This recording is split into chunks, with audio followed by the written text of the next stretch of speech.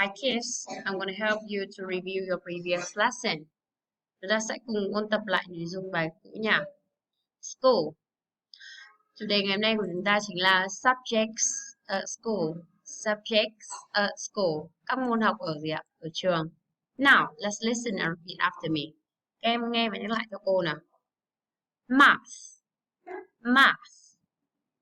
M-A-T-H. Math. I like math. English. English. I like English. E-N-G-L-I-S-H.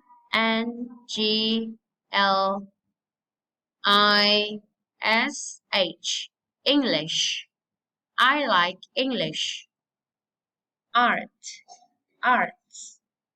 Art. A-R-T. I like art. P-E. Physical education. P-E. Physical education.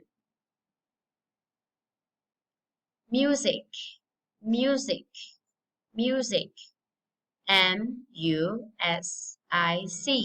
Music. Music.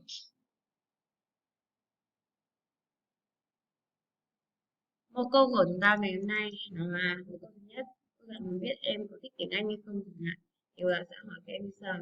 Do you like English? Nếu em có thích thì em trả lời là yes, I do.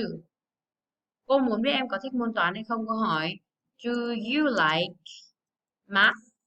Nếu em không thích em trả lời no, I don't. Được chưa ạ? Vậy chúng ta sẽ sử dụng bộ câu do you like, sau đó đến tên cái môn học mà chúng ta muốn gì ạ? Muốn hỏi bạn mình, đúng không? Đúng không ạ? Tương tự. Và cách trả lời có thích thì chúng ta trả lời với yes, I do. Không thích chúng ta sẽ trả lời với no, I don't. Một câu thứ hai cô muốn các bạn ôn tập đó là một câu hỏi và trả lời về cái môn học yêu thích của bạn mình là gì? What is your favorite subject? Yeah. Môn học yêu thích của bạn là gì? What is your favorite subject? Cách trả lời cho câu hỏi này chúng ta trả lời như sau.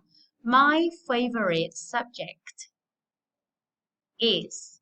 Nếu em thích môn toán em sẽ nói là math. Nếu em thích môn tiếng Anh thì em trả lời như sau. My favorite subject is English. Yeah. Hoặc nếu em thích môn mỹ thuật thì em sẽ trả lời My favorite subject is art. Yeah. Vâng. Đó là hai mẫu câu mà các bạn cần ôn tập. Thứ nhất là do you like English? Yes, I do. Do you like math? No, I don't. What is your favorite subject? My favorite subject is art. Hoặc em có thể trả lời ngắn gọn là I like art cũng được. Đó, goodbye.